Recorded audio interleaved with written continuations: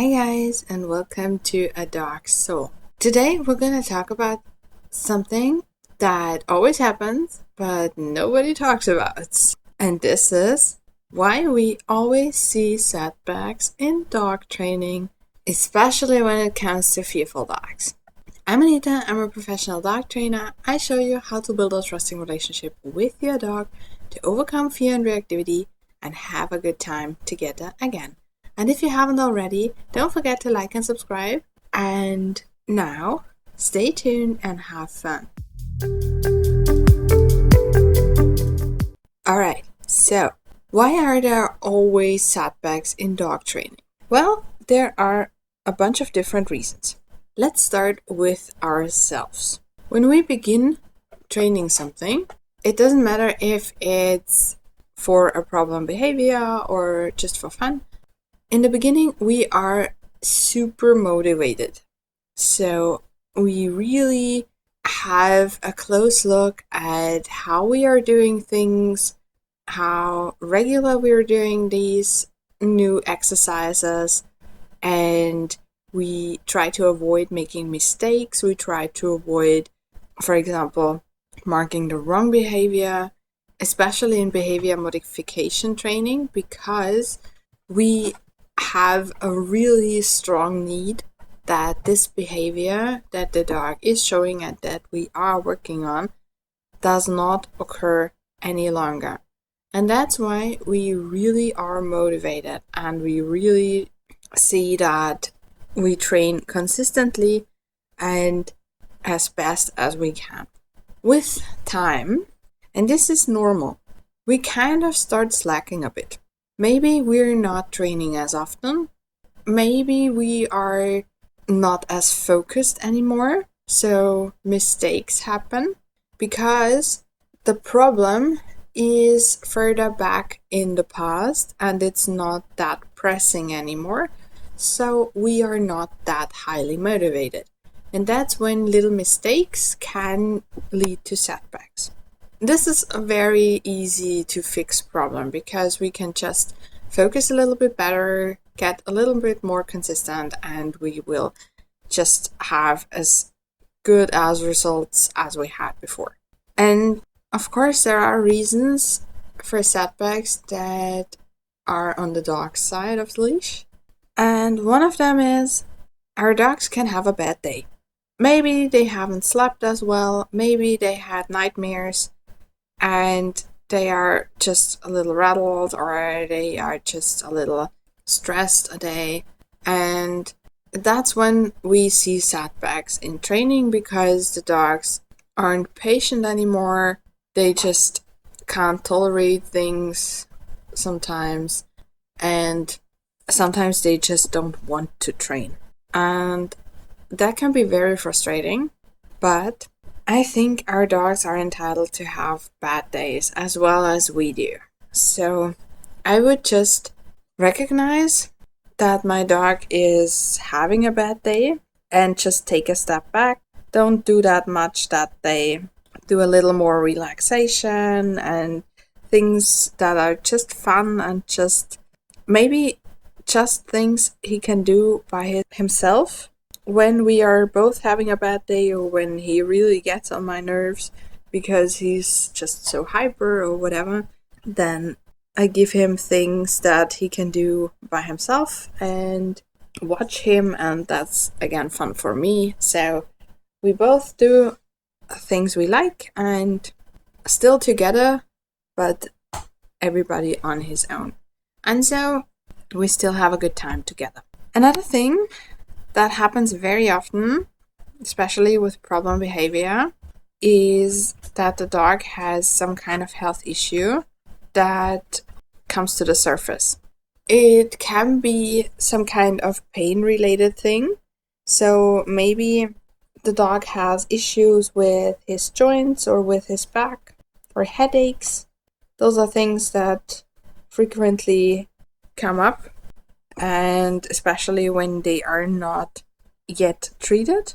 So this is why when we see behavior changes, we have to think about health issues as well. And if we have a feeling that there could be something, then we have to get the dog checked out by a vet and maybe even a specialist.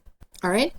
Because whenever we experience some kind of health issue and don't feel well, we act differently.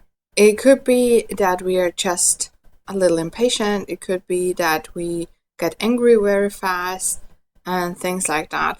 It could be that fear responses are more intense, or when we look at a fearful dog, that dog is responding a lot worse to us or to any kind of training thing we try to do with him. So that dog would maybe just hide more than usual. And especially with very fearful dogs, it's very difficult to get that dog checked out by a vet because the dog is so fearful, and every vet visit, even if the vet comes home, is extremely stressful because it's a new person.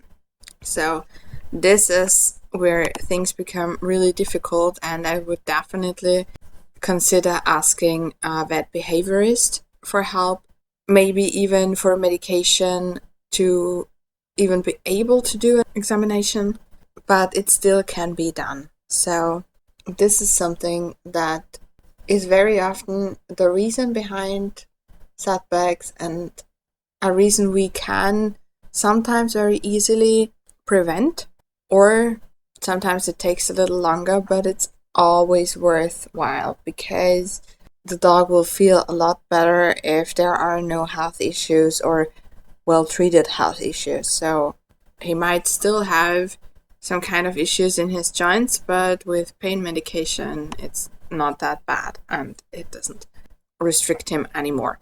Okay? And then we have something that also always kind of happens, but we know about it and we can work with it. And that is, whenever we change the environment we're training in, we will have setbacks because our dogs are not that good generalizing different areas or different environments. So whenever we go from one training area to another, we have to make it easier again for the dog. So if you see something like that, you see your dog not really knowing what he's supposed to do, or just looking at you very questioningly and acts like he has never heard that cue before, then it might be because you changed environments, or because there is a stimulus in the environment your dog is not yet familiar with. So a distraction. There might be a construction site your dog hears. You're still training at home, but the new sounds distract your dog, so you have to make your training a little bit easier again to get your dog going again. Okay? So those are the really big ones. Of course, we also have hormonal changes in both sexes. So sex hormones if the dogs are intact, other hormones if the dogs are castrated or intact, and again other hormones if the dog has some kind of health issue. So there can always be something going on inside the dog we don't really know and we cannot really see. So we have to take setbacks seriously, and we have to ask ourselves, why is this happening? Is it me? Am I motivated? Or sometimes we also have the feeling to need to train. It's kind of a chore and we don't really want to do it. And that's when I always recommend to not do it, because your dog will know and your patience will be a little bit lower and your motivation will be a little bit lower, and this is not a good recipe for fun. All right? So this is when I would take things a lot easier or just skip a day. Okay? And if it's not that, if you are motivated and if you want to train and you really looked forward to this session and it's just not going well, or you are working on behavior modification outside and something happens, like you're working on leash reactivity and there is an off-leash dog that just crashes into yours, and you have a feeling that now you will have setbacks and your dog will escalate again and this is gonna be horrible again. Those thoughts can also make setbacks because we are expecting it and we are rehearsing it in our minds. And this is where we have to stop ourselves, shake it off, walk it off, and start again. Most of the time, it's not that big of a deal for the dog because he knows what to do. We have trained it, and yes, one event can trigger the old behavior again, but it doesn't have to be lasting, okay? And of course, even if your dog is a little more stressed the next days or a little more worried and would start his old behavior faster than usual, you just got a little bit more distance in, practice in a very fun way again, and you will be back to your old progress in no time. As for fearful dogs, if we see setbacks, we can, of course, consider the health thing. And other than that, fear is something that can lead to very intense setbacks. It could be that you have the feeling that you're starting from zero again, but it's actually not starting from zero.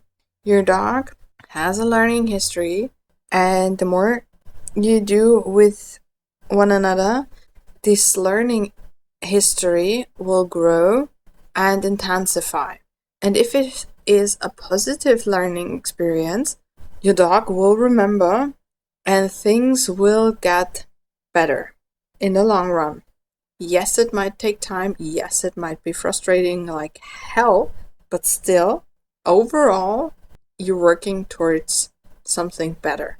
And that's a thing I like to keep in mind whenever I am very frustrated with my dog, because he is a very fearful dog. He has a lot of health issues. We have severe setbacks. Really things that shock me to the core sometimes because it's so bad. Like a couple of weeks ago, my dog suddenly had an epileptic seizure. He had never had one before, and it was very intense. And after that, we were back to, you are not allowed to touch me. And this is something I haven't seen in him for a very long time. Yes, he doesn't like to be touched all the time. I know that. It's okay. He has learned he can go away. It's fine. And if he looks at me a little weird, I will stop touching him. He knows all that and we were fine. But at that setback, he felt like he had to growl at me again. At first, I was really sad because I was thinking, why now? Why is this having such an impact on our relationship? Why doesn't he trust me anymore? And things like that. But then I remembered how the beginning really was in our relationship. And at the beginning, he actually didn't growl. He snapped immediately. So actually, growling at me wasn't as bad as it was in the beginning. It was him being comfortable enough with me to be able to tell me this is not okay. And this is how I got over it. And sometimes what really helps is writing down what's happening day to day in a protocol. Because sometimes we feel like we are at the start again, but we're actually not. And if we write everything down in a protocol or in a journal, we will know exactly how it looked like, and it will take the feeling a little bit out of it. It will take the emotion out of the situation and out of how we see training progress or setbacks. That said, I wish you an amazing time with your dog. Don't be too worried when you have setbacks, they are normal. And if you have any questions about it, don't be shy. Write me an email and I'll see however I can help and answer as much as I can. That's it. Don't forget to like and subscribe, and we'll see each other next time. Bye.